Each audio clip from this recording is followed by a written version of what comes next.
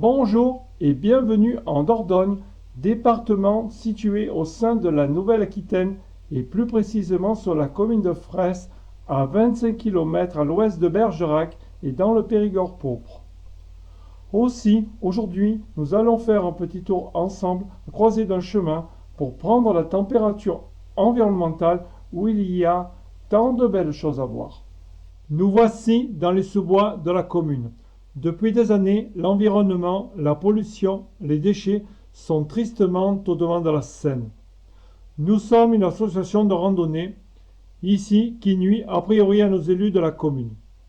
Nos actions sur le territoire communal reposent que sur le bénévolat et malgré cela, elles ne sont pas entendues.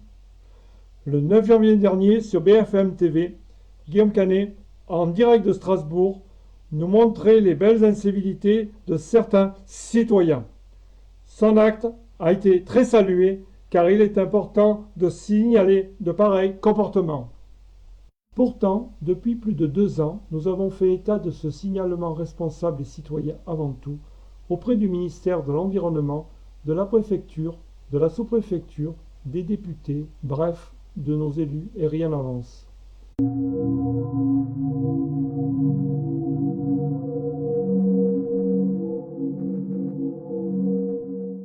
Nous avons le sentiment que tout le monde se cache derrière tout le monde et que personne ne fait face à sa responsabilité d'élu.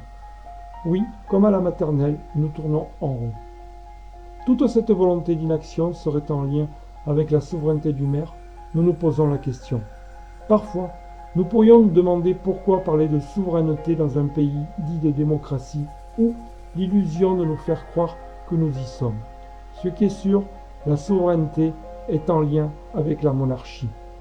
Cela dit, à quoi cela sert de faire une législation, une réglementation, si par définition elle est bafouée?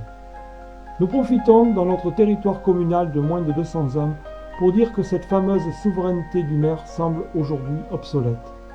Il y a 50 ans, les comités de communes ou d'agglomération n'existaient pas. Ici, la quasi-totalité des compétences ont été transférées à notre communauté d'agglomération.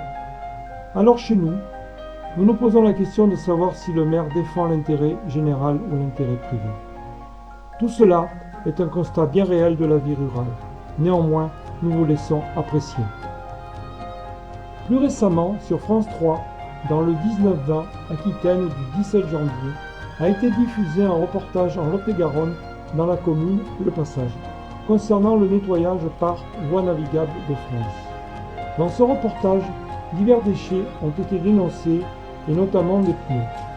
Alors quand il est dit dans ce reportage que l'enlèvement d'un pneu est de 9 €, nous vous laissons apprécier derrière nous l'énormité de la situation.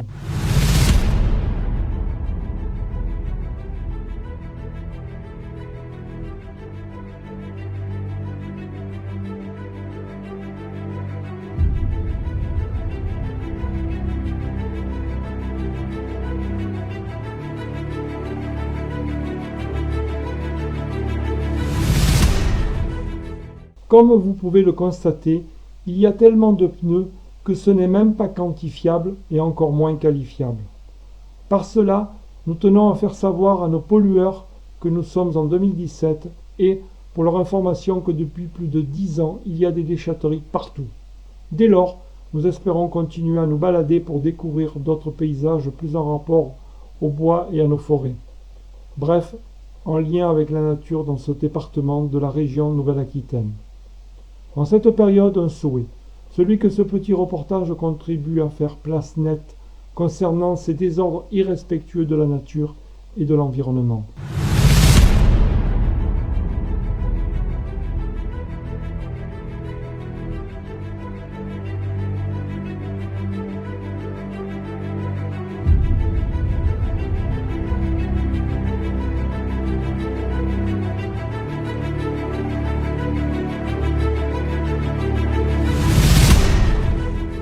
Enfin, et plus globalement sur la pollution des villes, nous profitons d'adresser un petit clin d'œil à la ville de Paris concernant les mesures draconiennes sur les véhicules qui sont interdits de circulation. Et pour faire savoir à cette ville que nous ne sommes pas les seuls à polluer avec nos voitures puisque les 20 plus grands navires polluent à eux seuls plus que toutes les voitures de la planète. Mais ce n'est pas 20, mais 60 000 navires qui sillonnent les mers et océans du globe en longueur d'année et dispersent leur poussière de soufre dans l'atmosphère.